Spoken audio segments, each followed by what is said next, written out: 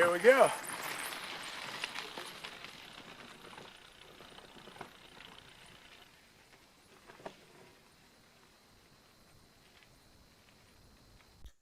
Blip. I might just leave that. I don't know. I keep thinking, it's going to be... It's like, yeah, my hat yesterday was starting to feel like it wasn't staying on as well, so it's time for a haircut. That's how I know. Could get a different hat probably, but... Oh, 41-mile ride yesterday. Honestly, I don't feel terrible, which is concerning. That used to bother me a lot more. I'm all thinking, I'm going to just take a recovery day today. I'm not going to do anything. I get up this morning and I was like, oh, what should I do today? I'm ready to go. I was like, dang. I got to say, oh man, I'm still in that giddy stage of it actually works. And that's not something I'm used to anymore. I'm used to things that don't work. So this is kind of weird. Yeah. Okay, it's 1:24 p.m. I'm getting about 1 amp right now. Clouds. And I got 39.4 on the battery right now. That's pretty awesome. Yeah, that's working great. Recap. Yesterday was the first day I did a ride. Yeah, it was the actual first test, which is funny. I just launched out on a 40-mile ride as the first test ride.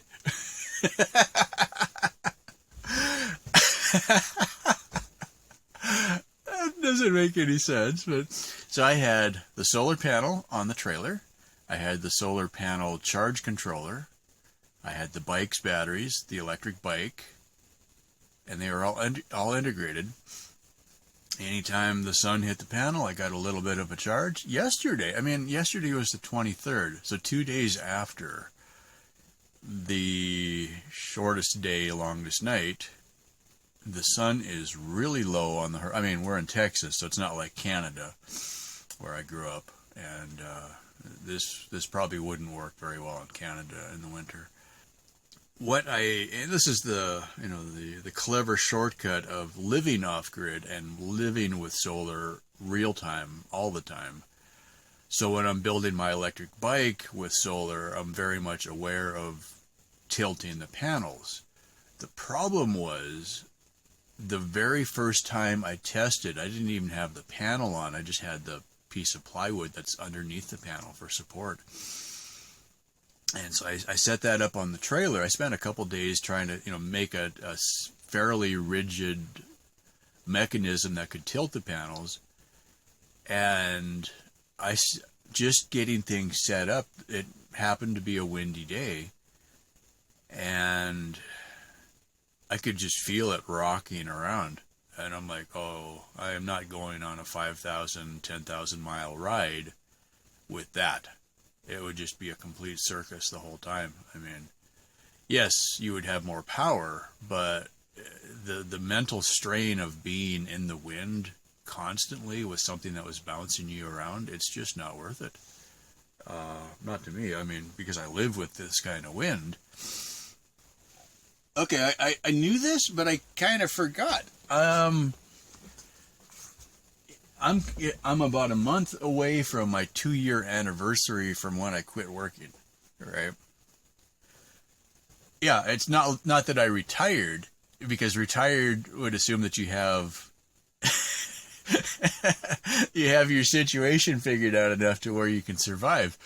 I just quit working, and it was right before the pandemic started. It was happening, but we didn't really think it was, or we didn't know what it was, but I just had situations come together, and I'm like, oh, it just didn't make sense to stay working. All right. Yeah. Anyway. I've been saying in my head, well, I've been building this stupid bike project for a year and a half, right? Now I'm at a point where using a regular bicycle, that one-wheel trailer is just fantastic. And then adding on solar to that, I did a ride 41 miles yesterday with the black bike, which is just a basic Walmart bike, and the trailer I made from bike parts with one wheel, and the solar panel, and the electric bike kit, and the batteries. Earlier, I did exactly the same trip in very similar wind conditions on a lightweight bike, but that's only a single speed. The blue bike, it doesn't have gears, it's just a single speed. Yesterday's trip was almost exactly 1 hour faster than with the blue bike. So even though here we are, the sun is at its lowest point, so it is the least likely to give me any usable power, to the point that I almost was thinking, is it even worth taking it out there? Because I'd done a little bit of testing the day before, just hooking the panel to the batteries, and I could see my rated charge, and it's just like, oh, that's nothing, right? It didn't seem like it was really going to be effective, but because I've been training a lot, I'm a lot more efficient myself at pedaling. You know, I can go further faster than I could 6 months ago by quite a bit. It's making a huge difference. I can pedal pretty well on my own, and then I'm just going to start calling out the robot. You know, when the robot is helping to pedal, you know, the electrics and the motor and the solar. The motor is, I'm going to say the motor is probably stronger than I am, and it's only 250 watts, right? So if you were in really good shape, I mean, athletes could do more than 250 watts for quite a while. I don't think the average person could hit 250 watts, you know, just normal average. And then if you like to bike and you biked quite often, you could probably hit it for a while, but you'd have to be in really good shape to do more than 250 watts from what I'm seeing. But I keep pedaling, and then the assist kicks in. You just go flying up the hill. It's really, I think the best analogy is, it's if the motor is stronger than me, and if I keep pedaling, it's like I'm riding a tandem bike, you know, a bike with two people on it, but the second person is stronger than me but doesn't weigh as much as me, right? And so we're getting this efficiency of, yeah, we got twice as much power or more, but the solar panel is 4.5 pounds. When I had the motorcycle, we joked that sometimes they got tired and they'd roll over and take a nap. In this case, I did that on purpose, because if you look at the shadow, how low the sun is, that's working really good. So I'm stopped at the post office here, and I've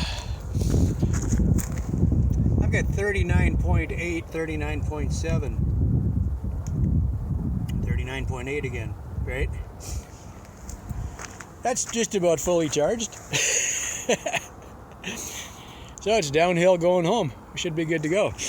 Also, I got a package today, so thank you very much, Houston Firefox, for the chlorine tabs. That'll cut down on the algae in my drinking water. It's definitely, I mean, it's, the amount of power it produces is definitely worth it, but you do notice the weight. And that was something I was really thinking of yesterday, because it was a test and because it was basically the lowest the sun will be. All right. So, and it was partly cloudy. It wasn't just starkly sunny like it is usually out here. There was, you know, there was a little bit of a haze layer, and you'd see the cloud going, you know, in front of the sun once in a while. And so I thought, okay, this is a good test, because I know what it's like when my contraptions break down, right? So,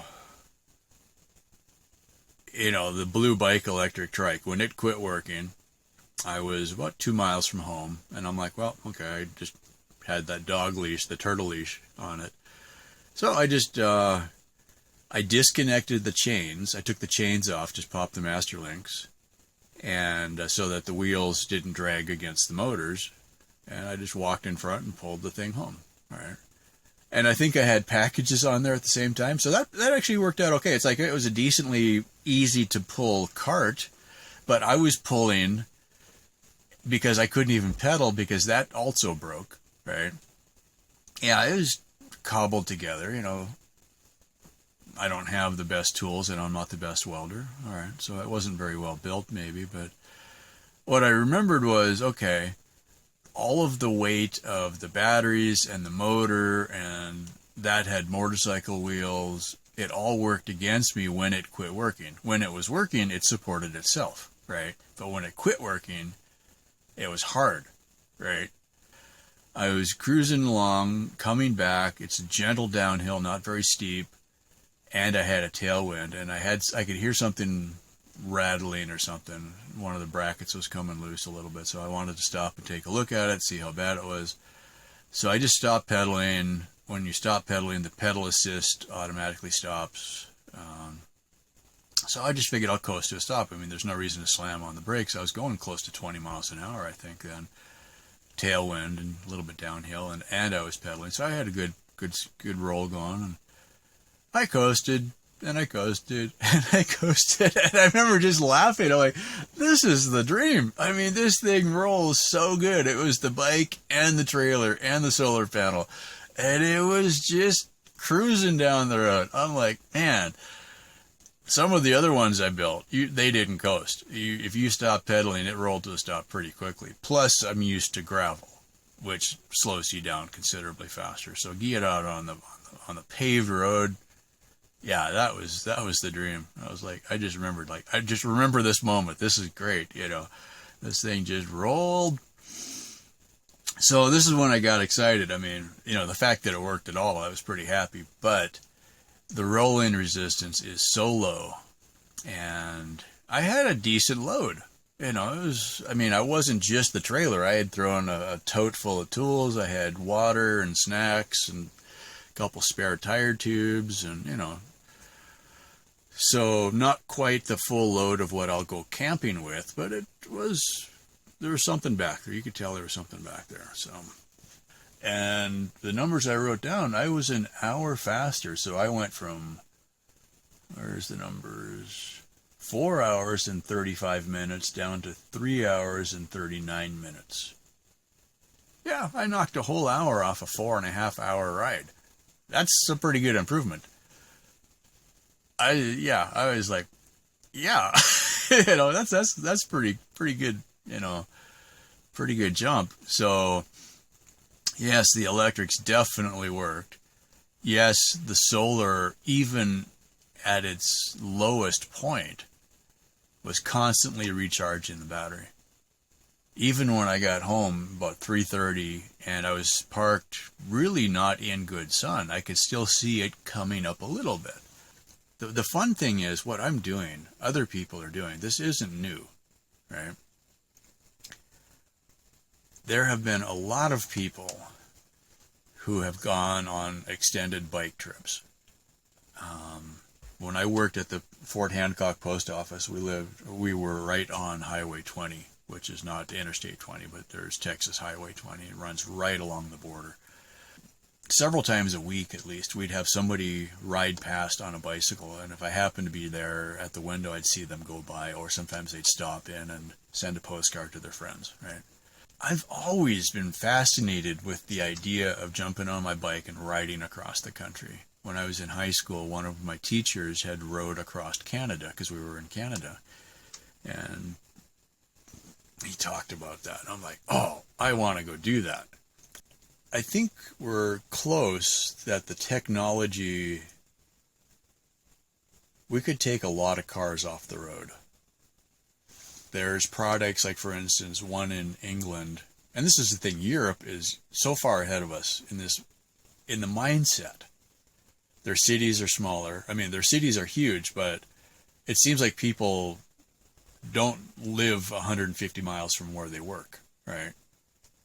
So it's more advantageous to take the tube, ride the subway into town to, probably go grocery shopping and then take it home, and then you're close to home, and then you got, so you got the subway and you got the trains, and like places like New York have a pretty good system. There's this one product called the Dry Cycle, and it looks like a little micro car. You sit in it, the hatch closes, you're fully enclosed. It's an electric bike inside a full body kit. Velomobile is one of the terms for this kind of a thing. Although a velo is usually more like a torpedo shape. It's like, sitting inside a kayak, but it's on wheels. That really long slipstream shape. Those things are amazing. Unfortunately, very few people buy one, and so they're $5,000 or $10,000. But it maybe wouldn't have to be, If you could have this little tiny micro car that you could pedal, and some of them have solar panels on the roof, so you could park it outside, and if you didn't go very far every day, that solar panel would be plenty to keep the thing charged, right? As a bicycle, you would have no insurance, no license. You don't need a driver's license to ride a bicycle. My insurance on my truck was about $75 or $80 a month, just for the insurance. Well, if you kind of flip that around, if you didn't go to college where you had a student loan in the first place, if you didn't buy a new vehicle, if you could switch, maybe you could look at it like, okay, you know what? We could do a bicycle and replace at least one car, right? So maybe that's it. Just take one car off the road. We'll just have a car and a couple of bicycles. Okay. If you needed more range, yeah, an electric bike is actually a lot better than most people think it is. I remember several people, when I was looking at what to do about the electric bike situation, and I'd get people sending me links. Check this out. Oh, it's only got 20 miles range, or it's only got 30 miles range, and I needed about 30 miles just to get to the post office and back out here, right? So then it was like, oh, everybody's like, oh, that range anxiety. It's like, oh no, what if it runs out of power? Right? Freaking out. It's not going to get you home. You're going to be stuck on the side of the road. It's like, well, it's still a bicycle. In the rest of the world, a bicycle is a legitimate form of transportation. Just not here. I would like this to be the same way we look at smokers. Look at cars. The cars are not the cool people. One guy in an Escalade blowing smoke everywhere. How is that cool? If we could just flip that, it's like, okay. I gotta say, 99% of the people are closer to groceries than I am. This might be the last video for 2021. Thanks for watching. Bye for now.